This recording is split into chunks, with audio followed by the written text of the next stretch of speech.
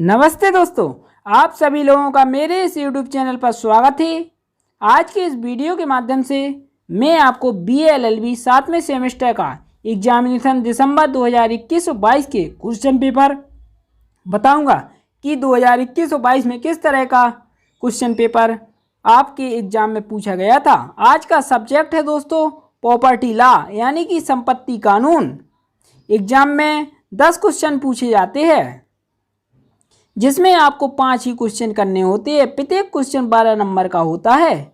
Paper पूछा जाता है कुल मिलाकर 60 नंबर का। आपने अगर इस पेपर के 10 क्वेश्चन को अच्छे से तैयार कर लिया तो आपके 50 या 55 नंबर आएंगे, क्योंकि इसी क्वेश्चन पेपर से 4 या 5 क्वेश्चन आपके एग्जाम में रिपीट किए जाएंगे।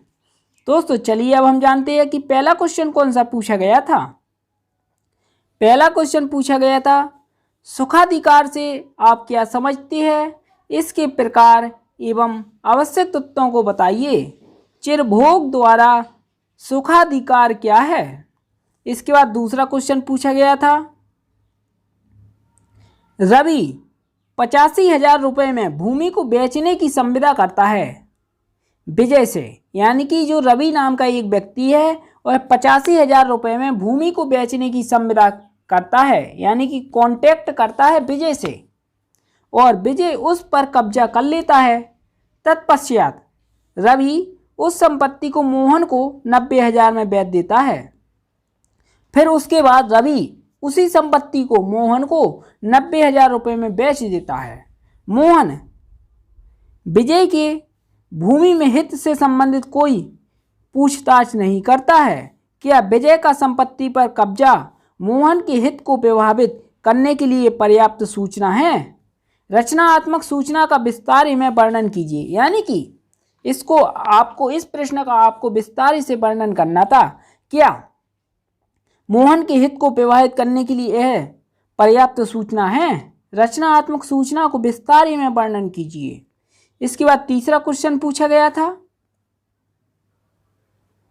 फिक्सर्स के सिद्धांत को समझाइए। बी नंबर किसी आजन्मे व्यक्ति के हित में दान से संबंधित नियम को समझाइए। इसके बाद चौथा क्वेश्चन पूछा गया था पंजीयन अधिनियम केवल दस्तावेजों पर लागू होता है, व्यवहार पर नहीं, विवेचना कीजिए।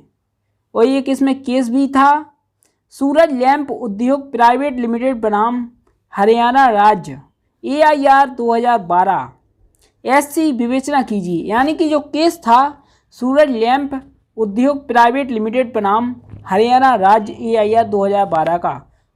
इस केस की आपको विवेचना लिखनी थी, यानी कि इस केस के क्या क्या फैक्ट थे। इसके बाद अगला क्वेश्चन पूछा गया था पांचवें का A अभियोज्य दावा क्या है। क्या वाद दायर करने का अधिकार अंतरित किया जा सकता है। बी नंबर क्या आंशिक अनुपालन का सिद्धांत अंतरिति के हित में पूर्ण स्वामित्व का अंतरण करता है। इसके बाद अगला क्वेश्चन पूछा गया था छठवां यथाविधि स्टाम्पित न किए गए विलेखों की विवेचना कीजिए। क्या ई समझौते पर यथाविधि स्टाम्पित करता है। इसके बाद सातवां क्वेश्चन पूछा गया था सातवें का A सातबत्ता के विरुद्ध सिद्धांत क्या है, इस सिद्धांत के क्या अपवाद है। बी नंबर संपत्ति अंतरण अधिनियम के अंतर्गत संपत्ति के अंतरण को परिभाषित कीजिए। इसके बाद आठवां क्वेश्चन पूछा गया था दस्तावेज के अनिवार्य पंजीयन का परीक्षण संबंधी दस्तावेज में व्यक्त की गई पार्टियों की मंशा है, विवेचना कीजिए। क्या एक काबूलियत अनिवार्य पंजीयन के बिना साक्ष्य में स्वीकार है। इसके बाद अगला क्वेश्चन पूछा गया था नौवां कौन से विलेखों को चिपकाऊ स्टाम्पों से स्टाम्पित किया जा सकता है। चिपकाऊ स्टाम्पों के निरस्तीकरण से आप क्या समझते हैं। इसके बाद अगला क्वेश्चन पूछा गया था 10वां दस्तावेज के पंजीयन से आपका क्या तात्पर्य है। ऐसे दस्तावेजों का वर्णन कीजिए जिनका पंजीयन वैकल्पिक है। अचल संपत्ति के संबंध में एक डिक्री पारित की जाती है जो वाद की विषय वस्तु नहीं है। स्पष्ट कीजिए कि डिग्री को अनिवार्य पंजीयन की आवश्यकता है या नहीं। दोस्तों यह 10 क्वेश्चन आपके BLLB 7वें सेमेस्टर के एग्जाम में पूछे गए थे। इन्हीं 10 क्वेश्चन में से कम 4 या 5 क्वेश्चन आने वाले समय में एग्जाम होगा, तो इन्हीं क्वेश्चन पेपर से ही प्रश्न पूछे जाएंगे, क्योंकि जो महत्वपूर्ण प्रश्न होते हैं उन्हीं को एग्जामिनर बार बार पूछता है। दोस्तों आपको वीडियो अच्छा लगा है तो इस वीडियो को लाइक करें और शेयर करें, और आपने अभी तक सब्सक्राइब नहीं किया है तो सब्सक्राइब कर दीजिए। और आपको किसी भी सब्जेक्ट के क्वेश्चन पेपर या किसी भी सब्जेक्ट के नोट्स की ज़रूरत है तो आप हमारे कमेंट बॉक्स में कमेंट कर सकते हैं। दोस्तों जय हिंद, जय भारत।